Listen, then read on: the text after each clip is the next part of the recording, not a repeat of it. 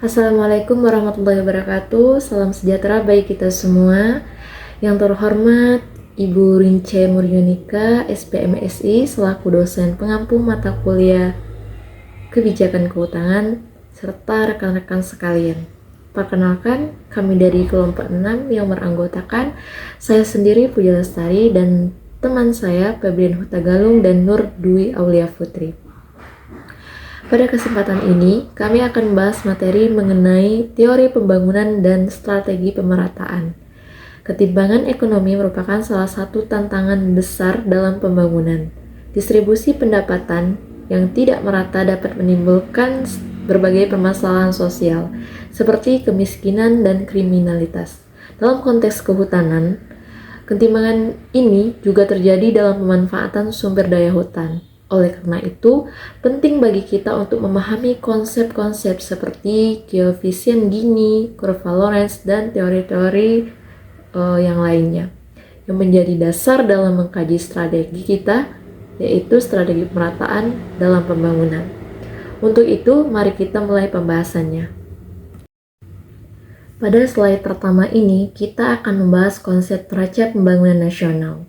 Neraca pembangunan nasional yaitu bagaimana aliran, pendapatan, dan pengeluaran terjadi dalam suatu negara.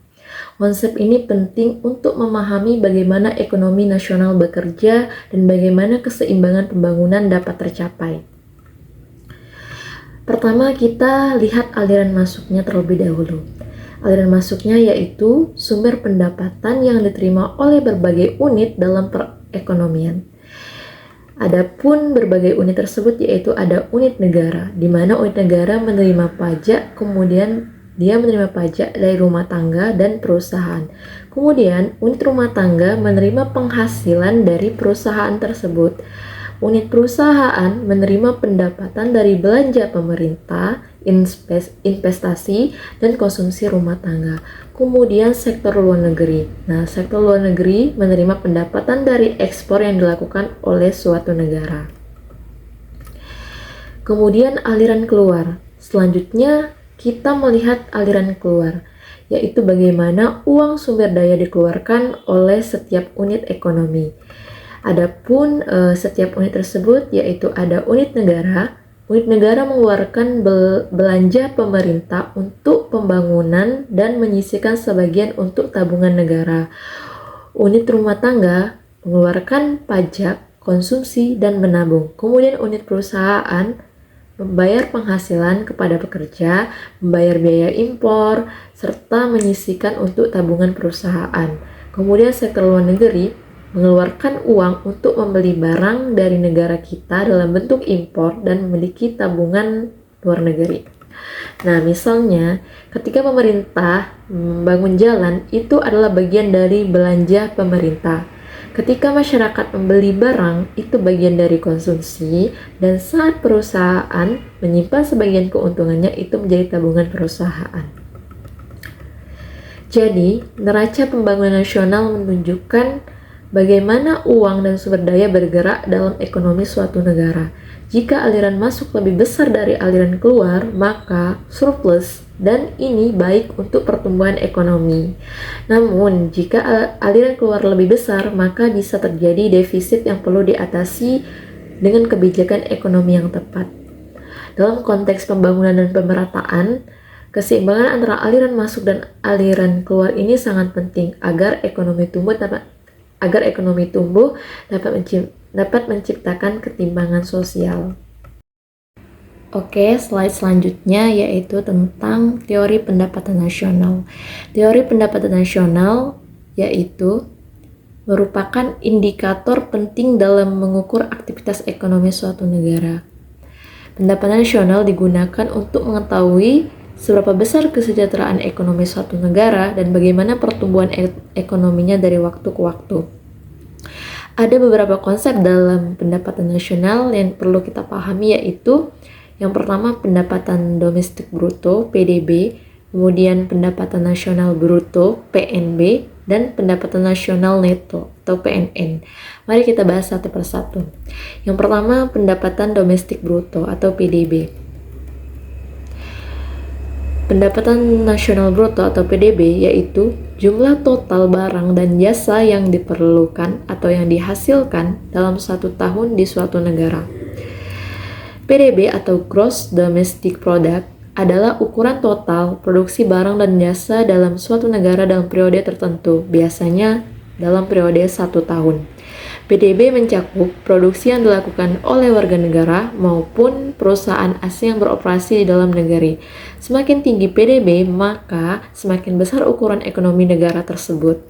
Contohnya, jika Indonesia memiliki banyak industri manufaktur, pertanian, dan jasa yang berkembang, maka PDB kita akan meningkat. Kemudian yang kedua, pendapatan nasional bruto atau PNB. PNB yaitu jumlah total barang dan jasa yang dihasilkan oleh seluruh warga negara, baik yang tinggal di dalam negeri maupun di luar negeri.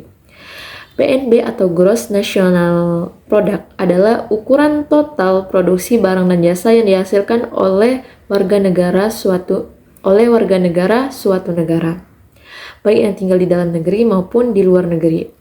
Perbedaan utama dengan PDB adalah, perbedaan PDB dan PNB ini, PNB menghitung pendapatan yang diperoleh oleh warga negara di luar negeri, tetapi mengurangi pendapatan yang diperoleh oleh orang asing di dalam negeri. Misalnya, jika ada perusahaan Indonesia yang beroperasi di Malaysia dan menghasilkan keuntungan, maka pendapatan tersebut tetap dihitung dalam PNB Indonesia. Yang ketiga yaitu pendapatan nasional neto atau PNN. PNN yaitu PNB dikurangi dengan biaya modal dan depresiasi. PNN atau Net National Income adalah pendapatan nasional bruto yang sudah dikurangi dengan biaya modal dan depresiasi, yaitu depresiasi sendiri yaitu penyusutan nilai aset modal seperti mesin, gedung, dan peralatan produksi. Ini penting karena dalam aktivitas ekonomi, ada aset yang mengalami penyusutan setiap tahun dan perlu dihitung agar pendapatan nasional lebih akurat. Misalnya, jika sebuah pabrik di Indonesia menghasilkan keuntungan besar tetapi banyak mesin yang sudah tua dan harus diganti, maka pendapatan bersih yang sesungguhnya tidak sebesar yang terlibat dari PNB saja. Jadi, ketiga konsep ini, PDB, PNB, dan PNN, membantu kita memahami bagaimana perekonomian suatu negara berjalan. Jika kita hanya ingin melihat aktivitas ekonomi di dalam negeri, kita gunakan PDB. Jika ingin melihat pendapatan seluruh warga negara, baik di dalam maupun luar negeri, kita gunakan PNB. Dan jika ingin melihat pendapatan yang benar-benar bersih, setelah memperhitungkan depresiasi, kita gunakan PNN. Selanjutnya, kita akan melihat bagaimana pendapatan nasional ini berkaitan dengan strategi pemerataan dan pembangunan. Oke, slide selanjutnya yaitu tentang pendekatan perhitungan produk domestik bruto atau PDB. Setelah kita memahami konsep PDB, sekarang kita akan membahas bagaimana PDB dalam suatu negara. Ada 3 pendekatan utama dalam menghitung PDB, yaitu pendekatan pendapatan, pendekatan pengeluaran, dan pendekatan nilai tambah. Meskipun ketiganya memiliki metode yang berbeda, hasil akhirnya tetap sama karena mencerminkan total aktivitas ekonomi dalam suatu negara. Mari kita bahas pendekatan pertama yaitu pendekatan pendapatan. Pendekatan pendapatan yaitu menghitung total pendapatan yang diterima oleh faktor-faktor produksi, contohnya buruh, modal tanah, dan pengusaha. Pendekatan ini melihat PDB dari sisi siapa yang menerima pendapatan dan dalam proses produksi. Ada 4 faktor produksi utama yang menerima pendapatan, yaitu yang pertama buruh. Buruh menerima upah atau gaji, kemudian pemilik modal menerima bunga, kemudian pemilik tanah menerima sewa, dan pengusaha menerima laba usaha. Jadi, dengan menjumlahkan seluruh pendapatan yang diterima oleh faktor-faktor produksi dalam suatu negara selama 1 tahun, kita bisa mendapatkan nilai PDB. Misalnya, di Indonesia ada pabrik yang memproduksi sepatu. Dari produksi tersebut, buruh menerima gaji, pemilik gedung pabrik menerima uang sewa, kemudian bank menerima bunga dari pinjaman modal, dan pemilik perusahaan mendapatkan keuntungan. Jika kita jumlahkan semua pendapatan ini, maka seluruh sektor ekonomi kita bisa mengetahui total PDB dengan pendekatan pendapatan. Kemudian pendekatan pengeluaran. Pendekatan pengeluaran yaitu menghitung total pengeluaran yang dilakukan oleh konsumen, pemerintah, investor, dan sektor luar negeri. Pendekatan ini melihat PDB dari sisi siapa yang membelanjakan uang untuk barang dan jasa dalam suatu negara. Ada 4 komponen utama dalam pendekatan ini. Yang pertama ada konsumsi rumah tangga, pengeluaran masyarakat untuk barang dan jasa, kemudian investasi, pengeluaran untuk barang modal dan infrastruktur. Kemudian yang ketiga belanja pemerintah, pengeluaran pemerintah untuk layanan publik seperti pembangunan jalan, pendidikan, dan lain sebagainya. Kemudian ekspor net, yaitu selisih antara ekspor barang yang dijual ke luar negeri dan impor barang yang dibeli dari luar negeri. Maka didapati rumusnya yaitu PDB sama dengan C, yaitu konsumsi rumah tangga, ditambah I, yaitu investasi, kemudian ditambah G, yaitu belanja pemerintah, dan ditambah kemudian dikurangi ekspor net. Jadi PDB sama dengan C ditambah I ditambah G ditambah dalam kurung X kurang M. Contoh, misalnya ketika masyarakat membeli makanan, pakaian, dan kendaraan, itu termasuk konsumsi, yaitu C. Jika perusahaan membangun pabrik baru,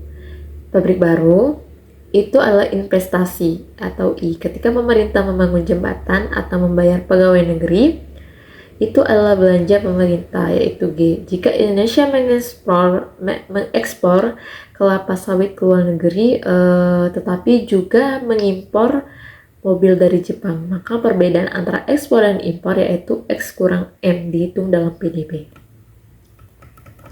Kemudian pendekatan nilai tambah.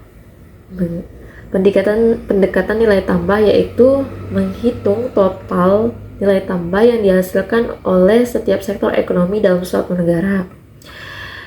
Pendekatan ini menghitung PDB berdasarkan nilai tambah yang diciptakan di setiap tahap produksi. Konsep nilai tambah adalah selisih antara harga jual suatu produk dengan biaya bahan baku yang digunakan untuk membuatnya. Pendekatan ini digunakan untuk menghindari perhitungan ganda, karena dalam rantai produksi, satu produk bisa melewati beberapa tahapan sebelum sampai ke konsumen. Misalnya, dalam industri roti, petani menjual gandum ke pabrik tepung menjual tepung ke pembuat roti, lalu toko menjual roti ke konsumen. Jika kita hanya menjumlahkan total transaksi, hasilnya bisa berlipat ganda. Oleh karena itu, kita hanya menghitung nilai tambah di setiap tahap produksi. Rumus PDB-nya yaitu total nilai tambah dari semua sektor ekonomi.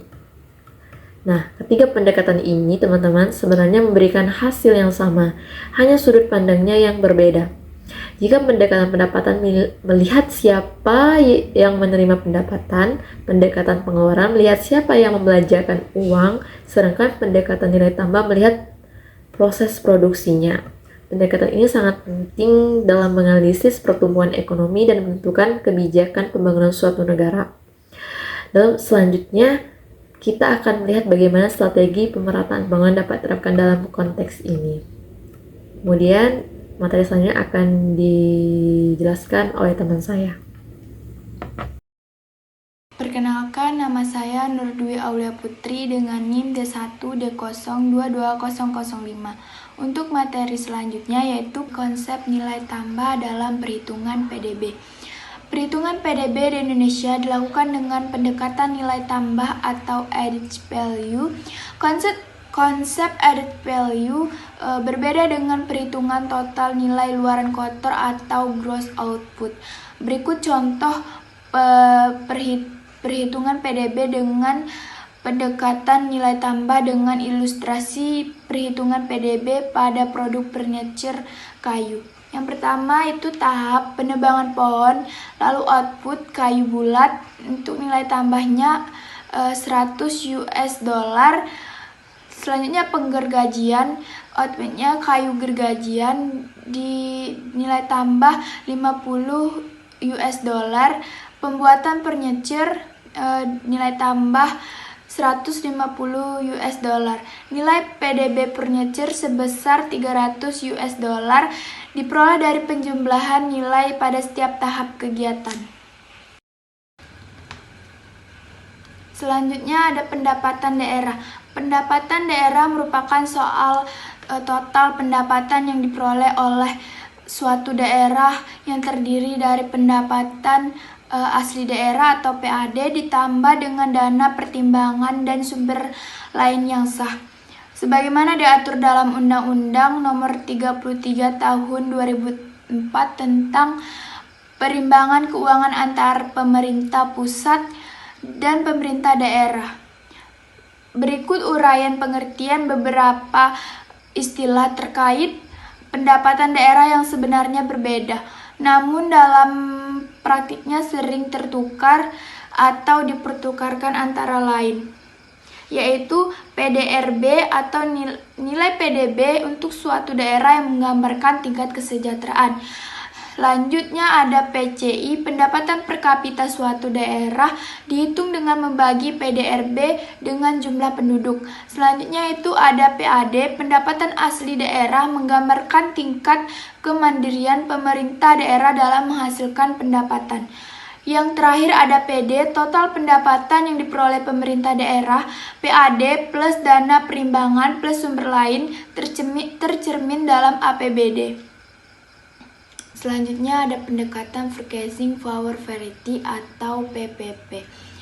Pendekatan Purchasing Power Parity adalah suatu konsep untuk menentukan tingkat pembangunan suatu negara dengan mempertimbangkan variasi berbagai tingkat harga barang dan jasa untuk menilai ukuran ekonomi relatif dari kesejahteraan penduduk.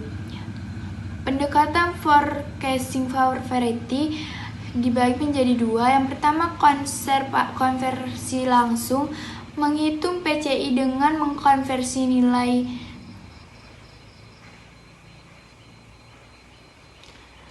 Pendekatan Purchasing Power Parity atau PPP dibagi menjadi dua. Yang pertama konversi langsung, menghitung PCI dengan mengkonversi nilai PDB dalam mata uang lokal ke dalam US dollar. Yang kedua pendekatan PP, menghitung PCI dengan mempertimbangkan indeks kekuatan daya beli penduduk relatif terhadap barang dan jasa di suatu negara yang dibandingkan terhadap mata uang US dollar. Pendekatan PPP lebih akurat karena mempertimbangkan perbedaan harga barang dan jasa di berbagai negara. Dari presentasi saya dilanjutkan dengan anggota yang lainnya untuk pemaparan materi selanjutnya. Halo semuanya, dalam video ini saya akan membahas teori pertumbuhan dan pemerataan pembangunan dalam konteks kebijakan kehutanan. Pertumbuhan ekonomi sering dianggap sebagai indikator keberhasilan pembangunan. Tapi apakah manfaatnya benar-benar dirasakan oleh semua orang? Bagaimana dengan masyarakat yang tinggal di sekitar hutan? 1. Pengertian teori pertumbuhan dan pemerataan pembangunan. Teori pertumbuhan ekonomi menjelaskan bagaimana suatu negara atau sektor dapat mengalami peningkatan produksi, pendapatan, dan kesejahteraan. Namun pertumbuhan ini tidak selalu merata, sehingga menyebabkan ketimpangan sosial dan ekonomi. Pemerataan pembangunan adalah upaya untuk memastikan bahwa manfaat pertumbuhan tersebut dirasakan oleh semua lapisan masyarakat, termasuk mereka yang tinggal di daerah tertinggal atau bergantung pada sumber daya hutan. Dalam konteks kehutanan, teori ini mencakup bagaimana sektor kehutanan berkontribusi terhadap pertumbuhan ekonomi masyarakat dan nasional. Lalu, bagaimana manfaat ekonomi dari hutan dapat didistribusikan secara adil. Lalu, bagaimana menjaga keseimbangan antara pemanfaatan ekonomi dan kelestarian lingkungan. Koefisien Gini dalam pembangunan kehutanan. Koefisien Gini adalah angka yang digunakan untuk mengukur ketimpangan distribusi pendapatan dalam suatu negara atau sektor ekonomi. Jika koefisien Gini tinggi, artinya ketimpangan pendapatan besar. Jika rendah, artinya distribusi pendapatan lebih merata. Dalam sektor kehutanan, ketimpangan terlihat ketika kepemilikan lahan hutan didominasi oleh perusahaan besar. Pendapatan masyarakat lokal dari kehutanan jauh lebih rendah dibandingkan dengan keuntungan korporasi. Lalu akses masyarakat kecil terhadap program kehutanan yang menguntungkan dan terbatas. Jika pada koefisien gini, jika mendekati angka 0, maka pemerataan pendapatan mendekati sempurna. Jika mendekati 1, maka pemerataan pendapatan tidak sempurna. Seperti yang dijelaskan dan tertulis pada PPT saya. Kemudian ada trickle down effect dalam kehutanan. Trickle down effect adalah teori yang menyatakan bahwa pertumbuhan ekonomi di tingkat atas akan mengalir ke tingkat bawah, sehingga masyarakat miskin ikut merasakan manfaatnya. Teori ini diibaratkan seperti efek tetesan air, di mana air yang dituangkan ke bagian atas secara perlahan mengalir ke seluruh bagian. Namun, dalam sektor kehutanan, efek ini sering tidak berjalan efektif karena keuntungan industri kehutanan lebih banyak dinikmati oleh perusahaan besar. Masyarakat lokal sering hanya menjadi pekerja dengan upah rendah. Lalu mekanisme distribusi manfaat yang adil belum cukup kuat. Untuk memastikan trickle down effect bekerja dengan baik, perlu diterapkan kebijakan seperti perhutanan sosial, lalu sertifikasi hijau untuk perusahaan kehutanan agar lebih peduli terhadap kesejahteraan masyarakat di sekitar lingkungan hutan, lalu pemberdayaan ekonomi lokal berbasis hasil hutan atau bukan kayu. Lalu ada kurva Lorenz, berfungsi untuk mengukur ketimpangan dalam kehutanan. Kurva Lorenz adalah grafik yang digunakan untuk menggambar seberapa timpang distribusi pendapatan atau kekayaan dalam suatu masyarakat. Cara membaca kurva Lorenz adalah jika kita melihat sumbu X itu menunjukkan persentase populasi, dan di sumbu Y itu menunjukkan persentase pendapatan kumulatif. Garis diagonal mewakili distribusi sempurna. Semakin jauh kurva melengkung dari garis diagonal, semakin besar ketimpangan dalam sektor kehutanan. Seperti yang bisa kita lihat pada gambar ini. Jadi, pada kurva Lorenz itu membantu melihat apakah manfaat ekonomi dari hutan benar-benar merata atau hanya dinikmati oleh segelintir pihak. Kemudian ada teori Kuznets, hubungan pertumbuhan dan ketimpangan dalam kehutanan. Teori Kuznets menjelaskan bahwa pada tahap awal pembangunan, ketimpangan ekonomi cenderung meningkat, namun akan menurun seiring dengan penerapan pembangunan berkelanjutan dan kebijakan redistribusi. Dalam konteks kehutanan, pada tahap awal, eksploitasi sumber daya hutan sangat tinggi dan hanya segelintir pihak yang menikmati keuntungan. Pada tahap pertengahan, kebijakan perhutanan sosial mulai diterapkan untuk meningkatkan pemerataan pada tahap lanjut. Regulasi semakin ketat dan masyarakat lokal mendapat peran yang lebih besar dalam pengelolaan hutan melalui ekowisata dan program keberlanjutan. Seperti pada grafik yang saya tunjukkan di sini adalah membentuk seperti huruf U terbalik atau N. Jadi pada semakin ke arah X, maka angka pendapatannya semakin merata. Lalu kemudian ada kesimpulannya. Pemerataan pembangunan dalam sektor kehutanan sangat penting untuk mencapai keseimbangan antara ekonomi, sosial, dan lingkungan. Pertumbuhan ekonomi saja tidak cukup manfaatnya jika hanya dirasakan oleh segelintir dan tidak dirasakan oleh semua pihak. Kebijakan kehutanan yang tepat dapat mengurangi ketimpangan dan meningkatkan kesejahteraan masyarakat lokal. Regulasi yang ketat serta insentif yang tepat harus diterapkan agar sektor kehutanan tetap produktif dan lestari.